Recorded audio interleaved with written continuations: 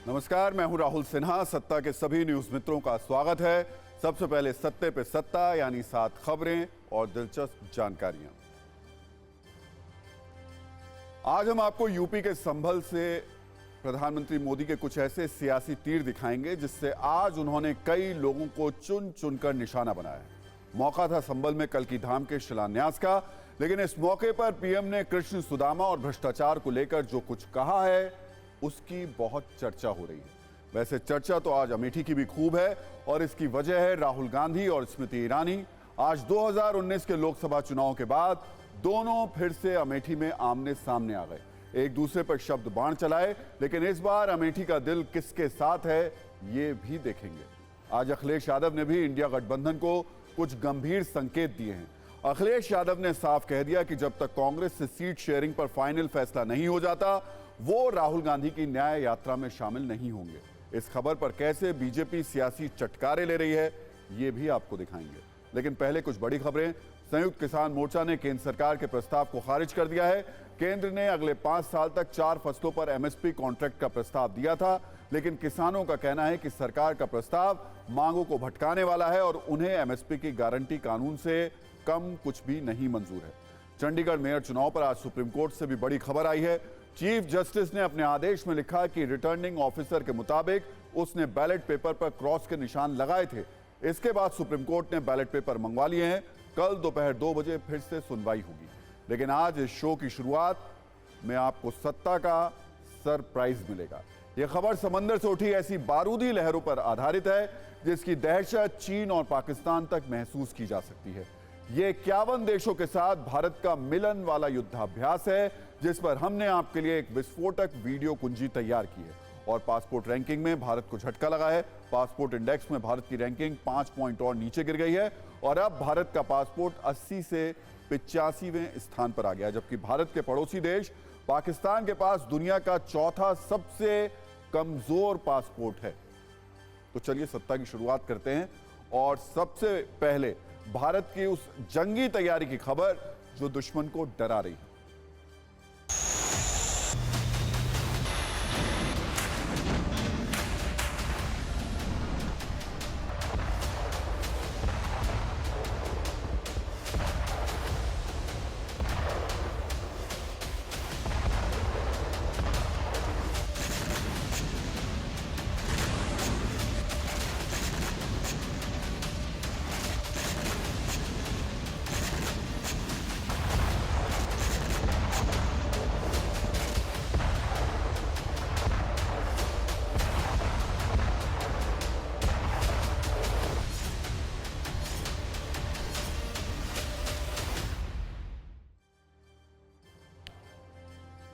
किसी चीज की सत्ता तब तक बरकरार रहती है जब तक उसमें शक्ति और गुणवत्ता रहती है, और यह नियम हर किसी पर लागू होता है, चाहे कोई इंसान हो, कोई देश हो, कोई संगठन हो या फिर कोई घातक हथियार हो। अगर आप किसी देश में कोई हथियार खरीदें और वो हथियार युद्ध में किसी विदेशी मैदान में फिसड्डी साबित हो जाए तो जाहिर है आप या तो जल्द से जल्द उससे छुटकारा पाना चाहेंगे या फिर उसकी कमियों को तुरंत दूर करके उसे अपग्रेड करना चाहेंगे।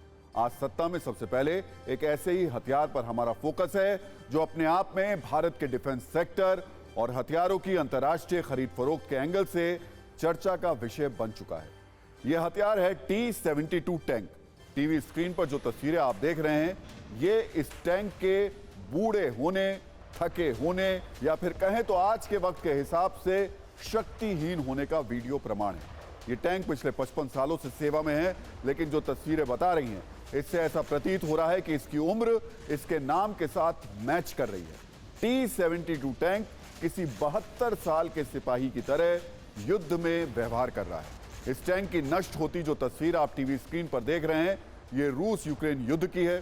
सोचिए यूक्रेन जैसे छोटे देश के साथ 1 साल 11 महीने और 26 दिन से चल रहे इस युद्ध में ताकतवर रूस के 3000 से ज्यादा टैंक मिट्टी में मिल चुके हैं, जिनमें से T-72 टैंक की संख्या अच्छी खासी है। इसी को देखते हुए भारत ने अब T-72 टैंक को सेवानिवृत्त करने का फैसला कर लिया है। भारत में T-72 टैंक को रिप्लेस करने की तैयारी चल रही है। मतलब यह कि रूस यूक्रेन युद्ध में जो टैंक पिट गया वो अब भारतीय सेना में भी नहीं रहेगा, क्योंकि भारतीय सेना हारे हुए टैंक पर दांव नहीं लगाती है। T-72 टैंक में अब दम नहीं है, इसलिए भारतीय सेना को नया सिंघम चाहिए, यानी एक ऐसा टैंक चाहिए जो शेर की तरह युद्ध के मैदान में गरजे और अपनी जो गोले हैं तोप के उनको दुश्मन की उसकी हिम्मत तोड़ दे। भारत ने इसको लेकर तैयारियां भी शुरू कर दी हैं। दुश्मन की साजिशों और युद्ध की चुनौतियों को देखते हुए भारतीय सेना अत्याधुनिक हथियार अपने जंगी बेड़े में शामिल करने जा रही है। भविष्य को देखते हुए T-72 टैंक अनफिट है, इन्हें बदलना ही होगा। T-72 टैंक रूस यूक्रेन युद्ध में फिसड्डी क्यों साबित हुआ, इसके कारणों की वीडियो कुंजी भी हमने आपके लिए तैयार की है। पहला कारण, गोला बारूद भरने का खतरनाक सिस्टम। T-72 टैंक की मुख्य बंदूक का बारूद टैंक के बुर्ज यानी वो हिस्सा जिसमें दुश्मन पर निशाना लगाया जाता है उसके नीचे रखा जाता है। अगर इस पर सीधा हमला हो जाए तो विस्फोट की आशंका रहती है, जिससे टैंक पूरी तरह नष्ट हो जाता है। यूक्रेनी सैनिकों ने जेवेलिन और NLAW मिसाइलों का इस्तेमाल करके टैंकों के इसी हिस्से को निशाना बनाया, जिसकी वजह से रूस को भारी नुकसान हुआ। दूसरा कारण, पुराने सुरक्षा उपाय और तकनीकी खराबी जो इसके अंदर है। T-72 टैंक में आधुनिक टैंकों की तरह रिएक्टिव आर्मर यानी धातु से बने एक तरह के कवच का अभाव था। रिएक्टिव आर्मर एक तरीके से एक्स्ट्रा फौलादी प्लेट होती है जो टैंक या बख्तरबंद गाड़ियों को बचाती है। रिएक्टिव आर्मर न होने से ये टैंक जेवलिन और NLAW मिसाइलों के प्रभाव का सामना करने में सक्षम नहीं थे। कई T-72 टैंक पुराने और खराब स्थिति में थे। युद्ध के दौरान कई टैंक तकनीकी खराबी के कारण भी खत्म हो गए। तीसरा कारण, रूसी सैनिकों की ओर से रणनीतिक गलतियां भी खूब रहीं। रूसी सैनिकों को शहरी युद्ध के लिए पर्याप्त परीक्षण और प्रशिक्षण होता है वो नहीं दिया गया था। वो टैंकों को ढंग से छिपाने और दुश्मन से बचाने में असमर्थ थे। ऊपर से रणनीतिक गलती ये हुई कि रूसी सैन्यों ने टैंकों को बड़ी संख्या में खुले मैदानों में इस्तेमाल किया, जिससे वो दुश्मन का आसान लक्ष्य बन गए। खासतौर पर ड्रोन के जरिए टैंक के बुर्ज पर हमला हुआ और वो ध्वस्त हो गए। भारतीय सेना में करीब 2400 T-72 टैंक मौजूद हैं। यूरोप के बाहर भारत पहला ऐसा देश था जिसने रूस से T-72 टैंक को खरीदा था। शीत युद्ध के दौरान सोवियत संघ के इंजीनियरों ने इसका निर्माण किया था। यानी 4 दशक पुराने टैंक हैं ये, जिन्हें आधुनिक युद्ध शैली के अनुसार बदलना अब जरूरी है। इसलिए भारतीय सेना इनमें से आधे टैंक को अपग्रेड कर रही है और बाकी टैंकों को रिप्लेस किया जाएगा। आपको बताते हैं कि सेना का मास्टर प्लान है क्या। सेना को रक्षा मंत्रालय से अपने T-72 टैंकों के लिए मौजूदा 780 हॉर्स पावर के इंजन की जगह 1000 हॉर्स पावर के इंजन लगाने के प्रस्ताव को मंजूरी मिल गई है। इस 2300 करोड़ रुपए की योजना के तहत 200 इंजन सीधे आयात किए जाएंगे, जबकि 800 इंजन भारत में बनाए जाएंगे। इतना ही नहीं, भविष्य के युद्धों के लिए 1770 FRCV यानी लड़ाकू सैन्य वाहन बनाए जाएंगे। इसके लिए इस साल 57,000 करोड़ रुपए की एक बड़ी परियोजना के लिए प्रस्ताव जारी करने की योजना है। यानी ये बदलाव शुरू हो गया है, लेकिन अभी इसमें समय लगेगा। T-72 टैंक को रिप्लेस करने की एक मजबूरी यह भी है कि इसे अपग्रेड करने के लिए फ्रांस, पोलैंड और रूस भेजना पड़ता है, जो काफी खर्चीला पड़ता है।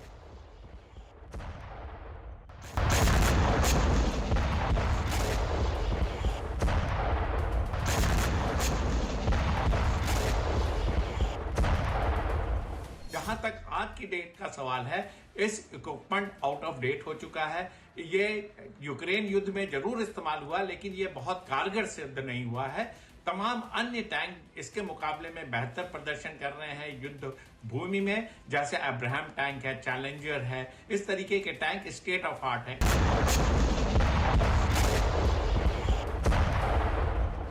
इसको धीरे धीरे रिप्लेस किया जा रहा है। ये most likely T-80, 90 Arjun tank और तमाम नए टैंक जिसमें T-14 आर्माडा टैंक भी शामिल है, उससे रिप्लेस किया जाएगा। एक ये लॉन्ग प्रोसेस है। इंटरिम मेजर के लिए इसके इंजन को ओवरऑल किया जा रहा है, इसके इंजन का हॉर्स पावर बढ़ाया जा रहा है, जैसे कि ये हिंदुस्तान आर्मी में ज्यादा देर तक सर्विसेज दे सके और धीरे धीरे इसको रिप्लेस किया जा सके। आज से करीब 2 साल पहले TV9 भारतवर्ष की टीम राजस्थान के बीकानेर में अभ्यास क्षेत्र में पहुंची थी, जहां T-72 टैंक अपना पराक्रम दिखा रहा था। सैन्य सत्ता के वीडियो एल्बम से हमने T-72 वाली एक विशेष रील तैयार की है। वो रूस यूक्रेन युद्ध से पहले का दौर था और अब युद्ध क्षेत्र में इस टैंक की कमियां उजागर तब उस वक्त नहीं हुई थी। 2 साल में इस टैंक के लिए समय का चक्र घूम चुका है। बदलाव की सृष्टि और टेक्नोलॉजी का नियम है, इसलिए भारत जरूरी बदलाव कर रहा है।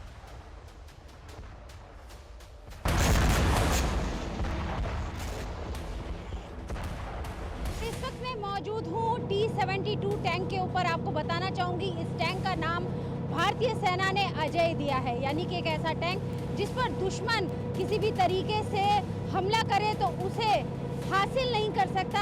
अजय टैंक इसे कहा जाता है। हिंदुस्तान की ताकत पेश करता हुआ ये टैंक बेहद खास है।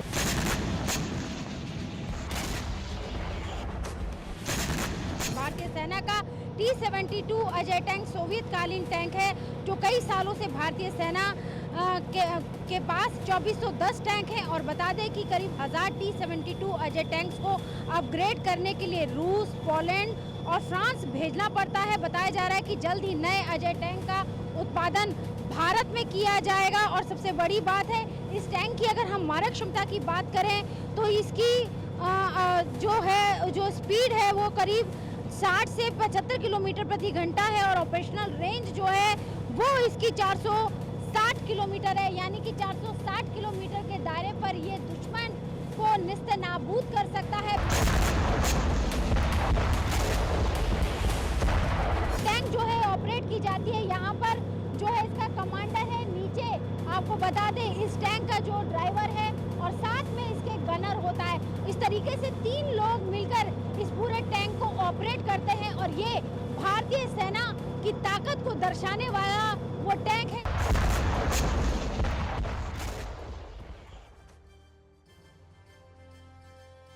तो पुतिन के पास टैंक T-72 की पराजय की कहानी आपको वीडियो के साथ दिखा देते हैं। अब आपको बताते हैं कि जिस टैंक को पुतिन ने यूक्रेन के खिलाफ युद्ध में गोले बरसाने के लिए भेजा था, वो कैसे युद्ध में यूक्रेन के हथियारों के सामने मिट्टी में मिल गया।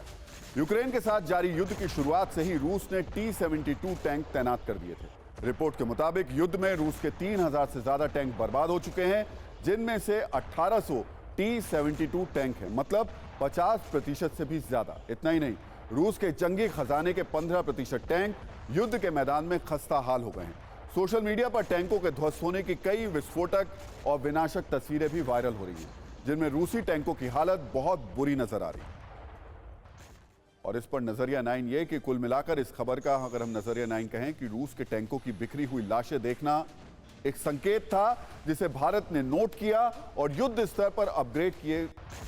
अगर दूसरों की गलती से सबक लिया जाए तो उसे चतुराई ही कहते हैं। भारत पहले से ही बूढ़े T-72 टैंकों में बदलाव कर रहा है। अपग्रेड एंड रिप्लेस प्रोग्राम के तहत ये काम लगातार जारी है। और सत्ता में अब भारत की एक और रक्षा शक्ति की बात करते हैं, जिसकी बारूदी झलक इस वक्त विशाखापट्टनम के पास समंदर में देखी जा सकती है। आज से भारतीय नौसेना का सबसे बड़ा सैन्य अभ्यास शुरू हो रहा है। नाम है मिलन 24। ये कितना बड़ा महामिलन है, इसका अंदाजा आप इसी से लगा सकते हैं कि नेवी ड्रिल में 51 देशों की नौसेनाएं शामिल हो रही हैं। 27 फरवरी तक मिलन 24 का 12वां एडिशन चलेगा। इस दौरान अमेरिका, ऑस्ट्रेलिया, जापान जैसे ताकतवर देशों के जहाज पानी पर पराक्रम दिखाएंगे, बारूद बरसाएंगे। भारतीय नौसेना का महाबली INS विक्रमादित्य और INS विक्रांत भी समंदर की लहरों पर अपनी ताकत का ट्रेलर देगा। इस अभ्यास का पूरा नाम है मल्टीलेटरल नेवल एक्सरसाइजेज मिलन 2024। हाल ही में अरब सागर के कॉमर्शियल कॉरिडोर पर ड्रोन हमलों ने दुनिया की चिंता बढ़ा दी थी, जिसे देखते हुए मिलन युद्धाभ्यास में नौसेनाएं ड्रोन हमलों से बचने का अभ्यास करेंगी।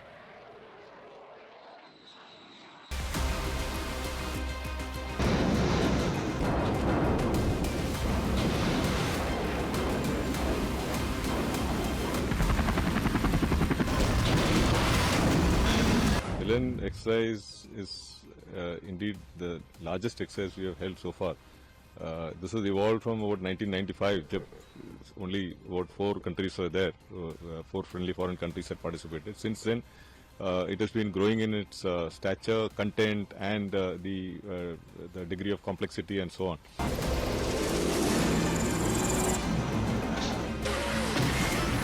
This time we have invited about 58 countries, and we've got response from more than 50 countries, and about 18 warships and aircraft are likely to participate over and above our own ships and ships, submarines and aircraft.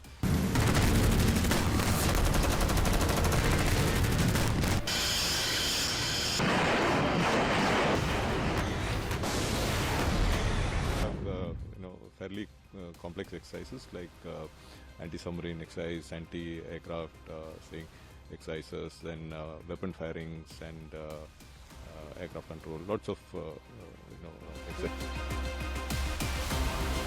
China की expansionism जो विस्तारवादी नीति है, जो उनकी string of pearls के रूप में वो जो घेराबंदी कर रहे हैं हमारे इंडियन ओशन में, या जहां भी वो नए नए बेस बना रहे हैं, उनको काउंटर करने के लिए एक कॉमन फ्रंट जैसे क्वाड हुआ, या हम सिंपोजियम करते हैं, नेवल सिंपोजियम हम करते हैं, मिलान एक्सरसाइज, मालाबार एक्सरसाइज, ये सब दूसरे नौसेनाओं को एक साथ लाकर आपस में इंटर ऑपरेटिविटी के लिए एक्सरसाइज करें, और ये मिलान 2024 इसका एक बहुत बड़ा अच्छा प्लेटफॉर्म माना जा रहा है। तो साल 1995 से इस तरीके का संयुक्त नौसैनिक अभ्यास भारत करता आया है।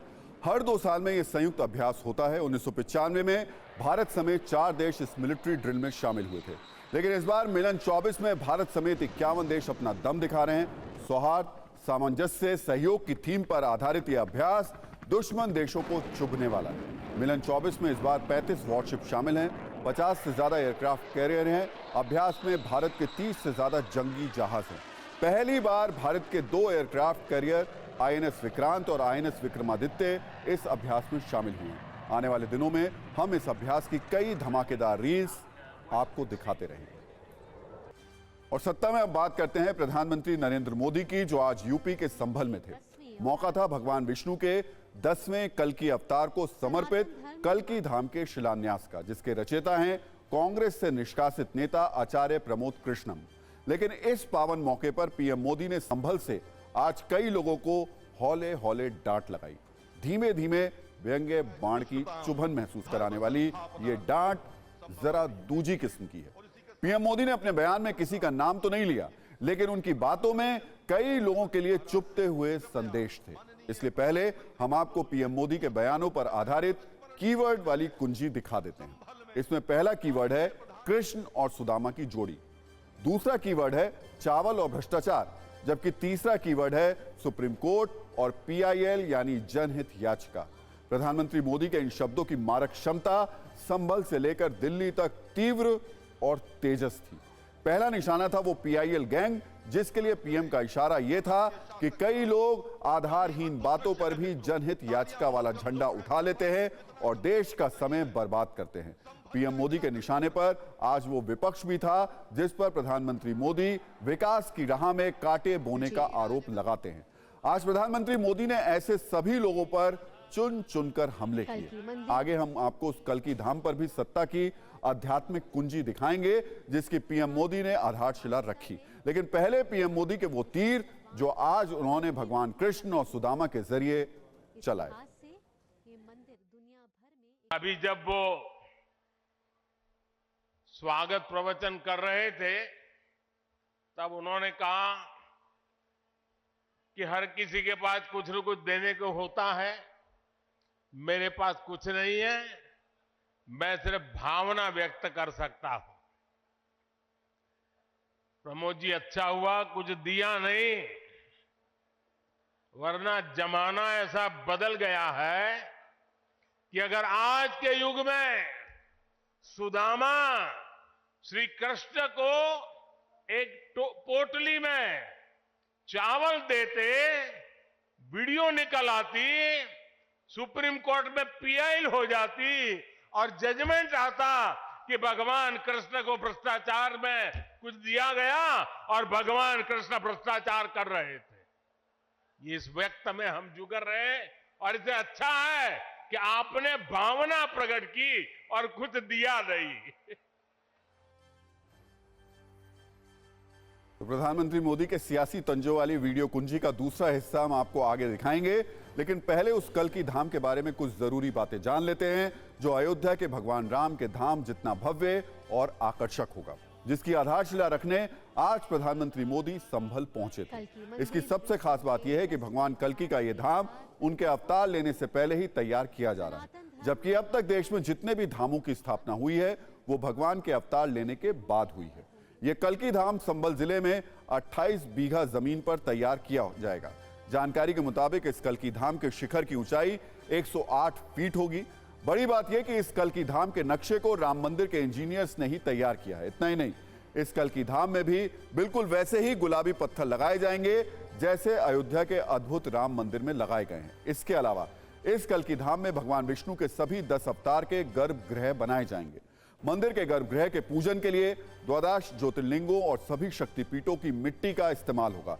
साथ ही देश की सभी पवित्र नदियों के जल का भी प्रयोग किया जाएगा। तो आज पीएम मोदी ने आचार्य प्रमोद कृष्णम को धन्यवाद दिया और कहा कि यह मेरे लिए सौभाग्य की बात है जो उन्हें कल्कि धाम के शिलान्यास का मौका मिला। वैसे आज पीएम मोदी ने तंज के तौर पर एक धन्यवाद विपक्ष को भी दिया है। इस पर हम आपको एक और रील दिखा देते हैं। फिर एक निष्कासित कांग्रेस नेता के मंच पर पीएम मोदी की मौजूदगी और संभल के सियासी समीकरण पर सत्ता की कुंजी खोलेंगे। योगश्चोकरणं चैव सर्वं विष्णुर्वयं जगतः सूर्यः सोमो यमः कालो महाभूतानि पंच च। 18 साल की प्रतीक्षा के बाद आज ये अवसर आया है। वैसे भी आचार्य जी कई ऐसे अच्छे काम हैं जो कुछ लोग मेरे लिए ही छोड़ करके चले गए हैं। इन्हें पिछली सरकारों से लंबी लड़ाई लड़नी पड़ी, कोर्ट के चक्कर भी लगाने पड़े। वो मुझे बता रहे थे कि एक समय उन्हें कहा जा रहा था कि मंदिर बनाने से शांति व्यवस्था बिगड़ जाएगी। आज हमारी सरकार में प्रमोद कृष्णम जी निश्चिंत होकर इस काम को शुरू कर पाए हैं। भारत के सामर्थ्य का बीज अंकुरित हो रहा है। हम पहली बार दुनिया की 5वीं सबसे बड़ी अर्थव्यवस्था जैसे बड़े मुकाम पर पहुंचे हैं। हम चंद्रमा के दक्षिण ध्रुव तक पहुंचने वाले पहले देश बने।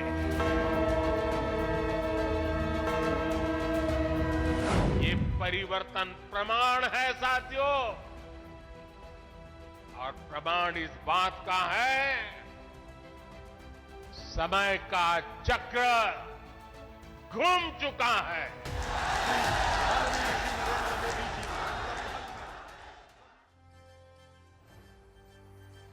अब हम आपको जल्दी से यह भी समझा देते हैं कि राजनीतिक पंडितों के अनुसार पीएम मोदी के संभल पहुंचने के मायने क्या है। दरअसल अयोध्या में राम मंदिर के बाद संभल का कल्कि धाम हिंदुत्व के एजेंडे को धार देने का एक अहम सूत्र साबित हो सकता है।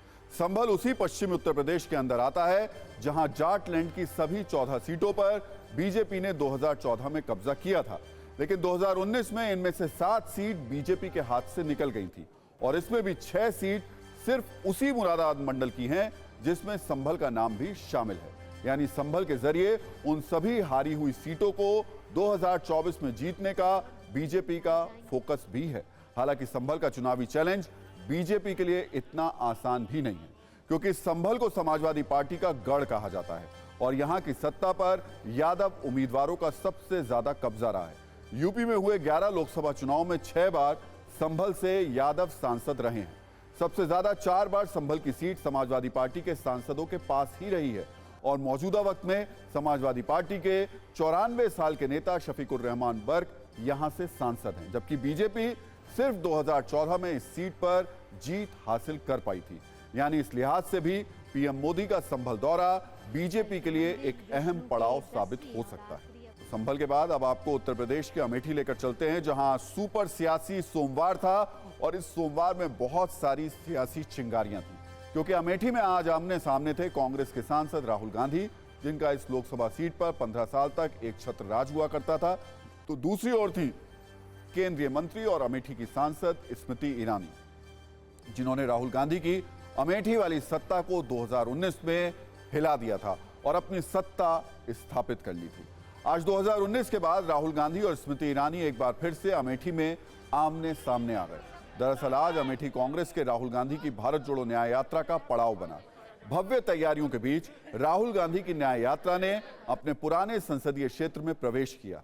यहां पर राहुल गांधी ने सांसद राहुल गांधी ने 35 किलोमीटर का सफर करके करीब 1.5 घंटे का रोड शो भी किया, जिसकी तस्वीरें इस वक्त हम आपको दिखा रहे हैं।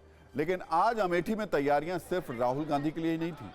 आज अमेठी ने अपनी मौजूदा सांसद स्मृति ईरानी का भी ग्रैंड वेलकम किया, जो आज से 4 दिन के दौरे पर अपने संसदीय क्षेत्र पहुंची हैं। इस बीच सियासत के सेंसेक्स में जो सवाल सबसे ज्यादा ट्रेंड कर रहा है वो ये कि क्या राहुल गांधी 2024 में फिर से अमेठी से चुनाव लड़ेंगे? क्या 2019 की हार के बाद राहुल फिर से अमेठी में स्मृति ईरानी का सामना करेंगे? इन्हीं सवालों की वजह से आज अमेठी की खबर और भी ज्यादा दिलचस्प हो गई। सबसे पहले हम आपको दिखाते हैं कैसे राहुल गांधी और स्मृति ईरानी की मौजूदगी की वजह से अमेठी में सियासी तापमान बहुत ज्यादा रहा।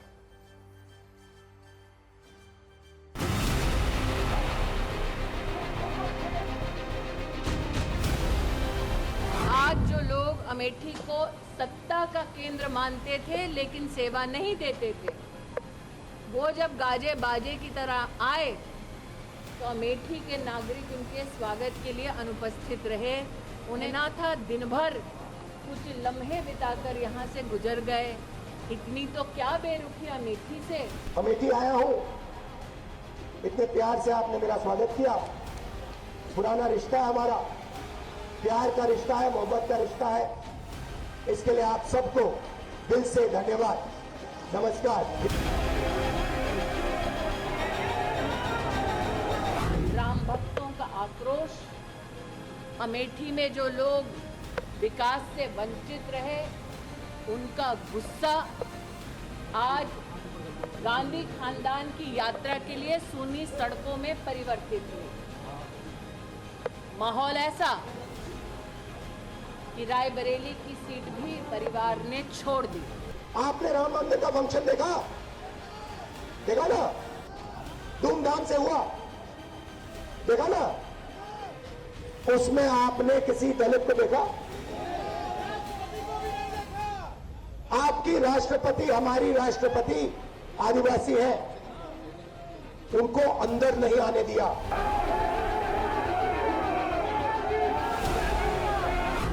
इसी व्यक्ति ने वायनाड में उत्तर भारत और विशेषतः अमेठी के बारे में बात कही कि यहाँ के लोगों की समझ ठीक नहीं है।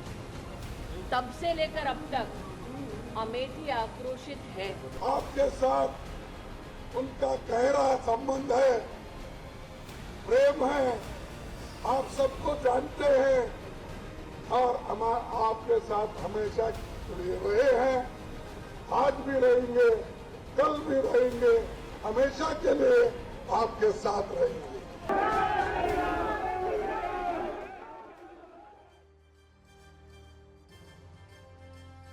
वैसे केंद्रीय मंत्री स्मृति ईरानी अमेठी में कुछ ऐसा करने जा रही हैं जिसके बारे में सुनकर गांधी परिवार थोड़ा असहज जरूर हो गया होगा।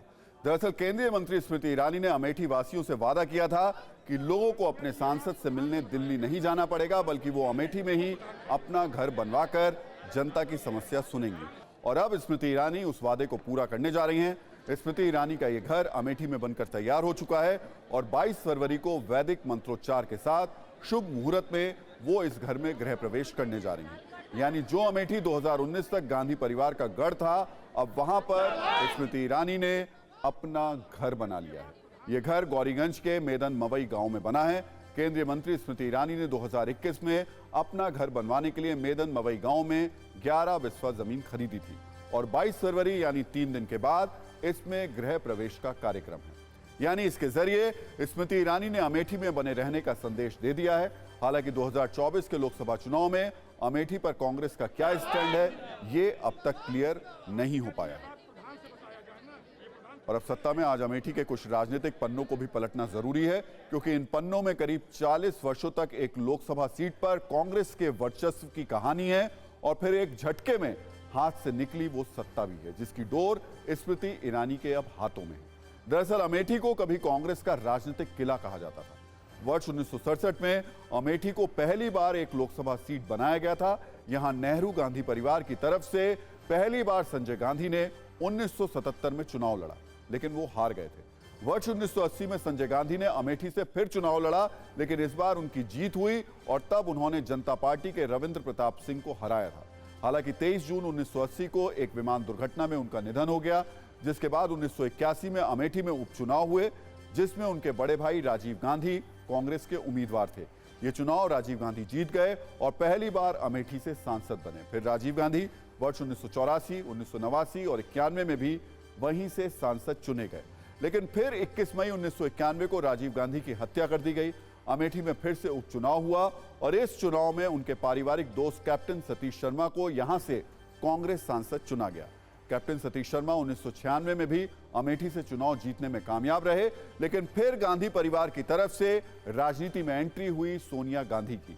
वर्ष 1999 में सोनिया गांधी अमेठी से पहली बार सांसद चुनी गई, लेकिन इसके अगले चुनाव में इस सीट से गांधी परिवार ने राहुल गांधी का राजनीतिक इंट्रोडक्शन कराया और तब से लेकर अगले 15 वर्षों तक वो ही अमेठी के सांसद बने रहे। यानी करीब 40 वर्षों तक गांधी परिवार या उनके करीबी अमेठी से सत्ता में बने रहे, लेकिन इस सत्ता को वर्ष 2019 में स्मृति ईरानी ने हिला दिया।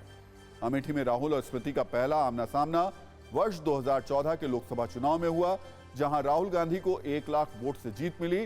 हालांकि पिछले 2 चुनाव के मुकाबले जीत का यह अंतर कम हो गया था, जो कांग्रेस के लिए अच्छा संकेत नहीं था। लेकिन कांग्रेस को जिस बात की आशंका थी, वो बात वर्ष 2019 के चुनाव में सच साबित हो गई, क्योंकि इस लोकसभा चुनाव में स्मृति ईरानी ने राहुल गांधी को करीब 55,000 वोट से हरा दिया और कई दशकों के बाद अमेठी में सबसे बड़ा उलटफेर हो गया। लेकिन इस बार अमेठी में क्या होगा? क्या फिर से राहुल और स्मृति का आमना सामना होगा? ये सवाल अभी भविष्य की बात है, लेकिन इसका जवाब भी जल्द ही मिल जाएगा। और सत्ता में अब बात करते हैं चंडीगढ़ मेयर चुनाव की। ये चुनाव तो वैसे चंडीगढ़ में हुआ, लेकिन गड़बड़ी के आरोपों, दल बदल, सुप्रीम कोर्ट की सख्त टिप्पणी, इन 3 वजहों से पूरे देश में इस चुनाव की चर्चा हो रही है। आज भी सुप्रीम कोर्ट ने इस मामले में सख्त टिप्पणी की, कई तरीके के सवाल उठाए। सबसे ज्यादा सवाल उन 8 बैलेट पेपर को लेकर उठे जिन पर निशान लगाए गए थे। आज की सुनवाई में 3 चीजें अहम रही। पहली ये कि मेयर चुनाव के लिए नए रिटर्निंग ऑफिसर की नियुक्ति होगी।